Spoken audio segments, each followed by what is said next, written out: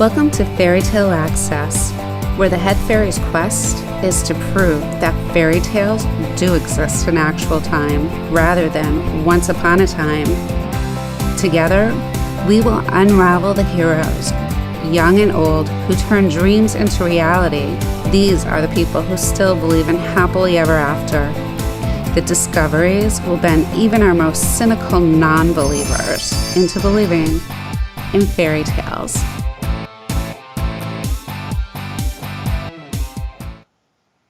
Hi, welcome to Fairy Tale Access. Hope everybody's been finding different ways to exercise during shutdown. I was really lucky to take a yoga class with Maria Laporte. She's in southern Massachusetts on the border of Connecticut, like literally on the border of Connecticut. And she's going to tell us more about yoga. Thank you for joining us. Thanks, Denise. It's great seeing you. It's always great seeing you. Thank you for taking class. It was nice to have you with us. Everybody was excited to see you there. Yoga, the history of yoga, it's been around for over 5,000 years, and it's kind of neat. The word yoga itself comes from the root word yoga, Y-U-J. All right, so the word itself means yoke, not as in the word yolk in an egg, but more like yoke an oxen in a field. So it's like, think about the yoke coming over two oxen, and these oxen are being pulled through a field. So it's joining these two things. So yoga itself is joining your mind, your body, your energy, all right, physically, together with your breath. So your breath is what's joining everything, all right? And it's pulling things forward, meaning you yourself, all right? So it's connecting. So what yoga is doing is it's connecting your mind, your body, your spirit, and your energy together with your breath going forward. So the history of it is 5,000 years ago, we came together. So it's this practice and its tradition, ancient Indian, right, as in India. And the yogis themselves passed this tradition from one person to another person, and it came forward and forward. And male practitioners are called yogis, and traditionally female practitioners are called yoginis. And it's as far as I'm concerned, there is no good and there is no bad yoga practice. You know, it's more about showing up and being true to you and yourself. So like a lot of times people will say to me, I'm not good enough. Like, I'm not flexible. I can't go to yoga. I'm not flexible. Everybody is flexible. So there's flexibility of your mind, your body, and your spirit. And I always tell people, well, you're never going to be flexible on all three ways on the same day. So just show up and you're fine. Right. And what I was surprised about, not to interrupt you because the history is really incredibly interesting, but taking a class with you, you're like this perfect model. And we see all these pictures of you online where you're doing like this incredible feat, like on the beach. How much strength does that take? And moreover, yoga, is that the only exercise that you do? Is that your main form of exercise? Because I've taken a class and I have to say it was, at first I was like, oh, this is easy. I can do this. And I mean, I walk 5 miles a day. I work out at the gym and I was like, wow, this is really hard. It was really hard. And that balance that you have to have doing all these different moves, I was really surprised at how well my balance was by the end of a session and how I could incorporate it into daily routines. But how did you get into it, and what else do you do to stay in shape? Well, first of all, Denise, you've been a dancer for your whole life. So you've got great balance anyway. So you're really coordinated.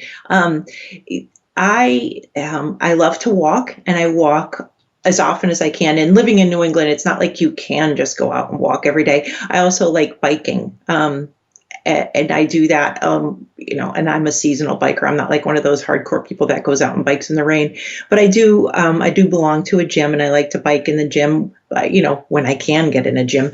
But Other than that, no, yoga and walking is my thing, but everybody's got their own form of exercise that makes them happy. That's my thing. It's what I really like to do. And thank you very much for the compliment. I do work hard at it, but it's called, I tell people a lot, it's yoga practice. It's not yoga perfect. So whereas something might look to you like it's great and I'm super at it, that's just a glimpse. That's just a really tiny snapshot of a camera. That doesn't mean that the other 5,000 times I fell, that you didn't get like the picture. That's just a click. I wrote a lecture one time when I was lecturing at a college. It's called "Yoga is Hot and I Am Not." So it's where you're always seeing all these beautiful photos. You're not seeing the other times when I'm having like this wreck of a day, or I'm feeling terrible about myself, or I'm falling through something, or I've had a tough time, or I had to have surgery, or I've been sick. I work really hard, and this is what brings a lot of light into my life. And I'm working hard on my body, or I'm working hard with my practice, but that doesn't mean that you're seeing photos of me where I'm having a bad day, if that makes sense. But I do work really hard, and I think everybody works really hard with different parts of their practice. What I also found really inviting about your classes was that the way that you talk to people individually and as a group. So what is your background?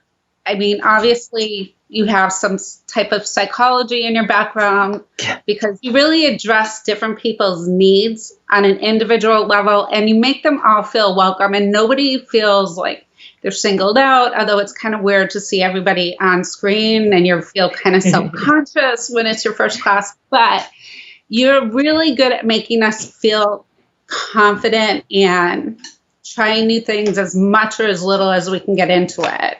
So what's your background? That's a great point, Denise. I do have a degree in psychology, and I've been teaching now.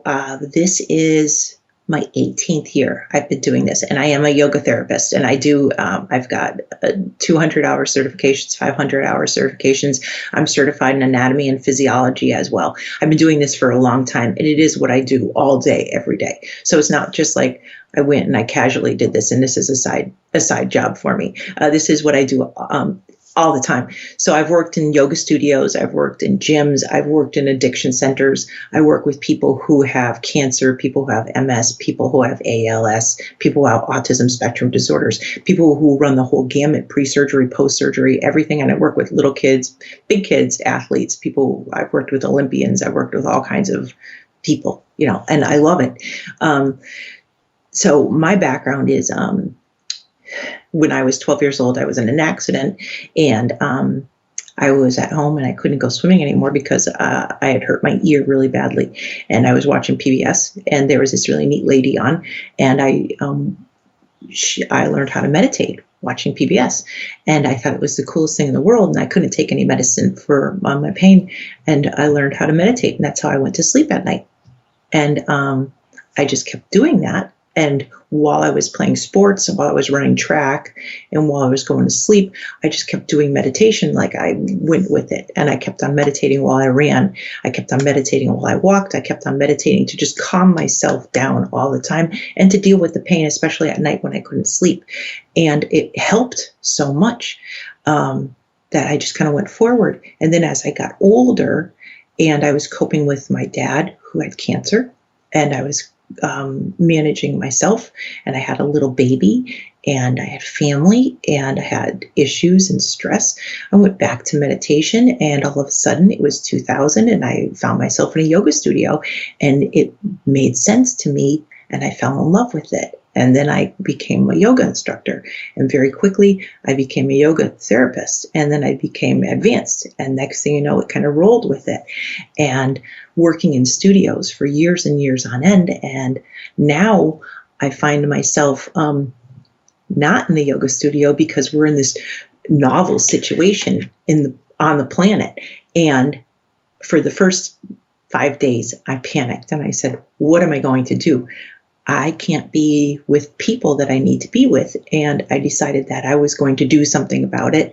So I created this situation with my own studio at home. And I said, well, I need to have the best venue that I can so that I can still serve the people that I really care about. So I have the yoga room, the online yoga room, and I can have anywhere from one person at a time, and I can see private sessions, up to 25 people at a time I can fit in there. And it's all pretty much by invite only. Somebody gets in touch with me and says, listen, I want to come to your class. Can I come to the class? And I say, yes, absolutely. I'll bring you to the class. And it doesn't matter if somebody's never been to yoga before or if they've been to yoga 100 times. I talk with people. I know what their needs are. I know what they want. And we talk about if your knee hurts, if your back hurts, if your shoulder hurts. And you've been to the class, Denise. And it's like everybody tells me the same thing afterwards. It feels like they're sitting in a studio. And it makes sense. And because I am certified in anatomy and physiology, and I know what's going on, and everybody feels really, really welcome. And the other thing is, it's like you're saying, it's really non-invasive. People are really happy with their experience, and it makes sense. It's not like you're going to one of those canned classes when it's like, you're going and you're watching somebody do their own thing. And we see these types of classes, and there's really nothing wrong with that. But this is a really personalized experience, and people are really excited about it. And I'm glad that I'm able to do that for people. But the other thing that's really nice about my classes is you can take a private class that's 30 minutes long. But when you come to my class, you're going to get about an hour and a half of me. And then you're going to get meditation at the end, too. Wow. And what about taking the classes online? How do you like teaching that? I've grown really fond of it. Well, part of it is I joke around a lot about the commute because I walk up a flight of stairs. It's right there. It's on top of me. My studio is upstairs. So that's kind of nice. People feel safe. And I talk about that a lot. I've been teaching meditation now for 18 years, and it's an all day, every day thing. And it's not just the same type of meditation. There's two different types of meditation. One of them is a really focused type of meditation, and one of them is very diffused. So that's a Vipassana meditation where you're letting everything pass through. And we talk about, letting something, acknowledging something, and then letting it go, acknowledging your emotions and your feelings and then letting it go. So things become very diffused. But the other type of meditation that you can do is when you really hyper focus on something, like you're giving something your attention. And then, like, I work with a lot of students right now. So the idea is when you work on giving something your attention, then you can pull back from it. Like if you meditate before you sleep on getting something done, and I do this because I take classes too, you focus on something and then you can sleep, and while you're sleeping, then it becomes diffused and you actually learn something better. So then you can take an exam the next morning, and you'll do better and you'll find more peace. So it's kind of really neat. Yeah, it's really neat. And actually, if you meditate more, you'll have better lucid dreams too. But do you have a professional dance background? Because you're so graceful, and really, because we're looking at these photos that you let us use, and we're just all like, oh, Denise, I got to tell you, when I was 9 years old, I was asked to leave dance class. Seriously? Never? Well, if you look at those, I wanted to be a ballerina so bad. I've got to tell you, I'm 5'8", and my legs are very, very long. And I am not a great dancer. I always wanted to be one. And I end up laughing. I think it's very funny. And I am not terribly coordinated. And like, I got hurt. I get a lot of injuries when we were in high school. And I was getting injuries, and I needed to make sure that I was feeling a bit more graceful. And that's another reason why I wanted to do yoga. And it definitely helps with me not getting injured. Yeah, I am not a great dancer. I mean, I like to do it, but I'm not great. That's unbelievable, because you're so graceful. You seem like you could even be a gymnast, the way that you move, the way that you can hold these poses. I did take acrobatics when I was very tiny, and I loved it. But then all of a sudden I started growing. And I mean, like, I'm a very petite person, but my legs are super long, and I just kept growing and growing. And there is this preconceived notion that people who are super flexible are tiny people. People will say to me things like, "Oh, I can't come to yoga. I'm not flexible." And then, it's like, you must be a great dancer. No, I'm not. No, that's like me being in high school and people would say to me, "You're tall, you must be a great basketball player." And it's like, no, I was on the basketball team, but I wasn't great. I certainly liked it, but I wasn't great. And that's like, no. But it's like anything else. You work at it, you think about it, and you do it, and you just go somewhere where you feel safe. And one of the reasons why I loved going to yoga for a long time was when I was going through a really trying part of my life, I would go to these big yoga studios, and I didn't know anybody's name next to me. That was just a nice person next to me. I felt safe with people there. It's non-invasive. You're not touching anybody. You're going to a safe place. You're doing something that's good for your body, that makes you feel good inside and out. People aren't touching you or grabbing you. You're not jumping around. You're doing something that feels good inside and out. There is this mind-body connection, and people are being nice to you. You're not yelling or jumping around or screaming or anything. You're just doing something that's feeding your spirit, and it's healthy for you. And honestly, I was recovering from a divorce, and I felt really good about myself when I would go in and out of there. I was feeding my soul. No, I can definitely see that, because just taking one class, the exercises that I was able to keep up with or actually felt like I was working towards, because a lot of them I did take away with the stretching. I was like, oh, okay, I got it. I was almost as graceful as her. You're just so incredibly graceful, and you have such a nice way of talking to people, Maria. It just makes people feel so comfortable, so welcome. And I've taken step aerobics, and I'm horrible. I love so dancing, am I. but step aerobics was a nightmare. I literally fell off the step and disrupted the class. But you feel so competitive when you're in a gym with other people. And in your class, I didn't feel competitive. I felt like everybody was working towards their own best potential. And it was just amazing, the pauses you took for breathing and asking people how they were doing. I don't know, but it had such a big impact on me. I was just really impressed. I expected yoga to be super easy, just meditating and maybe, but it was such a good workout. Wow. I was floored. There's a lot of inside work too. There's a lot of work up here as well. And it's interesting. All of it's interesting. I tell people, I've been lecturing in colleges and in schools for years, and I tell people that yoga is like a bag of chips. And maybe that's an interesting way to put it, but it's like, you open up a bag of chips and you can have just one or two, and it's really delicious. And then you can close the bag up and put it away, but then you can come back and you can take a couple of more out. And it's always going to be good. And then sometimes you can open up that bag and eat and eat and eat and eat. And it's always going to be there for you. And there's always going to be more. Yoga really builds and builds and builds upon it. And I've been doing yoga for years and years and years on end. And there's always going to be so much more that I have to learn. And even as I get older, I know that there's a lot of things that when I first started doing yoga that I could do that I can't do now. And now I can do things that I couldn't do. But it's really about self-acceptance.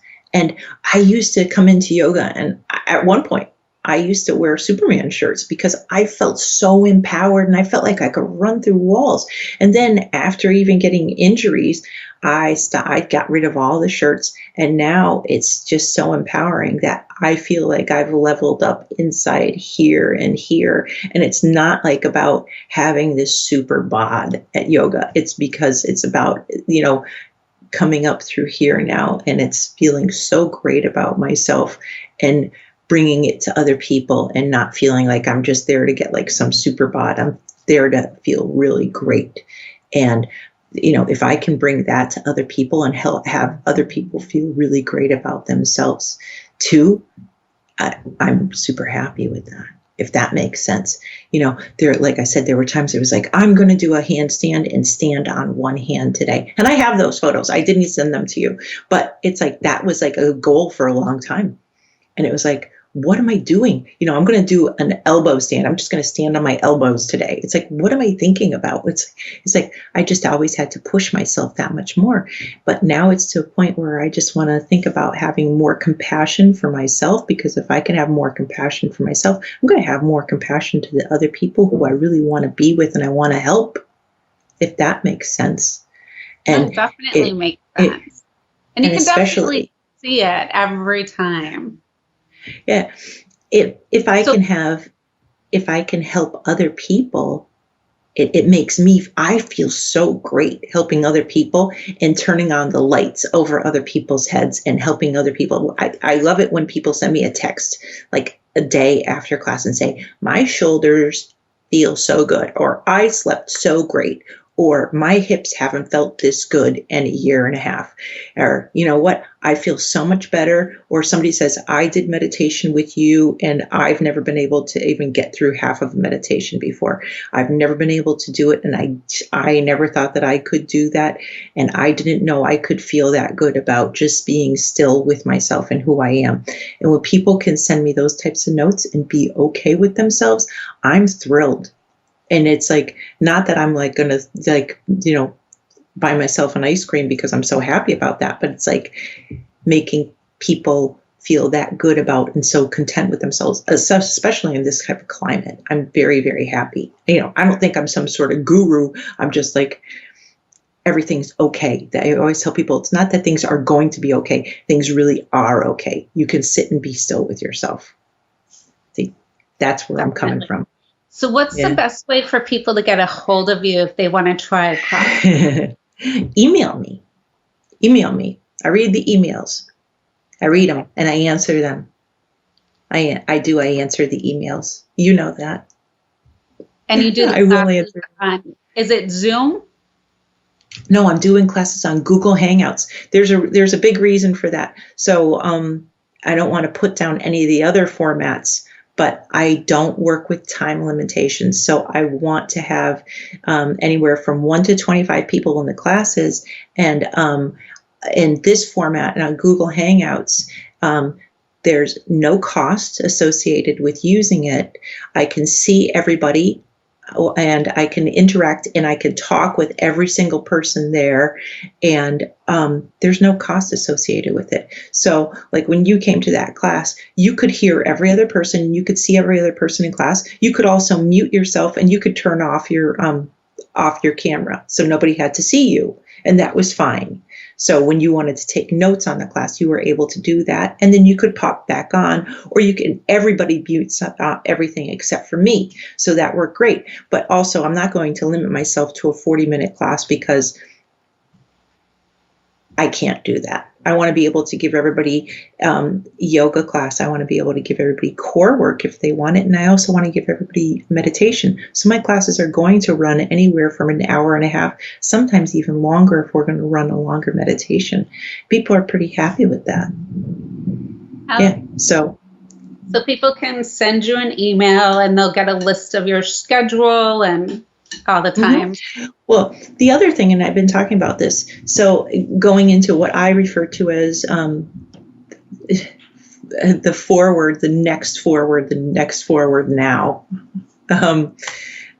Even when I do go back into working into schedules, I do want to continue these online sessions because I now have clients in Arizona and North Carolina and people who I haven't been seeing in the studios. I want to continue to see these people. And, you're living, in New Hampshire. I want to continue to see people. So I'm going to make myself available to people no matter where they are.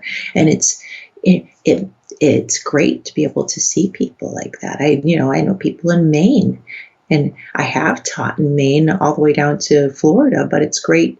I shouldn't be limiting people to let me know when you're in the area. This way, I'm in the area every day, if that makes sense. Definitely. Yeah. So I'd love to meet, I always love to meet new people. When I go onto LinkedIn, people are asking me all the time if I want to come and do sessions, all over the world. But this way I can teach all over the world. And that way people don't have to feel like they're not safe or secure. They can stay right where they are at home. That is true. So before we wrap up, real quick, what is some equipment that people would need for a class? I was just talking about this with my sister-in-law this morning. The most important thing is to show up. Show up. And I understand no matter where you are, you're always there. But just show up. It's great if you have a mat. All right. And you can get a mat at a lot of places. You can get one online. Certainly if you're here in my studio and you want to visit me, I think that's great. I can teach you outside. I've got a really large piece of property and you can borrow one of my mats. But if you've got a mat, that's great. If you don't have a mat, you can use a large beach towel. That's fine. You don't need a block. Like I have a lot of clients now that I'm working with and they don't have blocks at home. So I'm going to tell them, grab a pillow, grab a ball. People have their kids. It's kind of funny when you saw that in class, people have dogs coming back and forth. People have their children coming back and forth. You can use a pillow. You can roll up another towel and use that for a block. I'll show you how to roll up a towel. It's not difficult at all. What else do you need? I was teaching a class the other day and I said, who has a strap? And 2 people had a strap and 4 other people didn't have a strap. And I said to somebody, do you have a bathrobe tie? And they said, yeah. So somebody went and got a bathrobe tie. Somebody else went and got a dog leash. Somebody else went and got a belt. So, you can use a strap, like that. There's always ways to find substitutions. We use pillows to sit on. Sometimes we use blankets to sit on. There's always different things to do. Sometimes I teach class outside and I'm not barefoot because I'll teach by a lake or outside at the beach and I'll keep sneakers on and I won't even use a mat. Great. Well, thanks for sharing so much about what you do and how great the classes are and where it's brought you. And until next time, keep asking questions. And during this shutdown, if you want to try a new type of exercise, contact Maria about yoga. It's amazing. It might really surprise you too. We'll see you soon.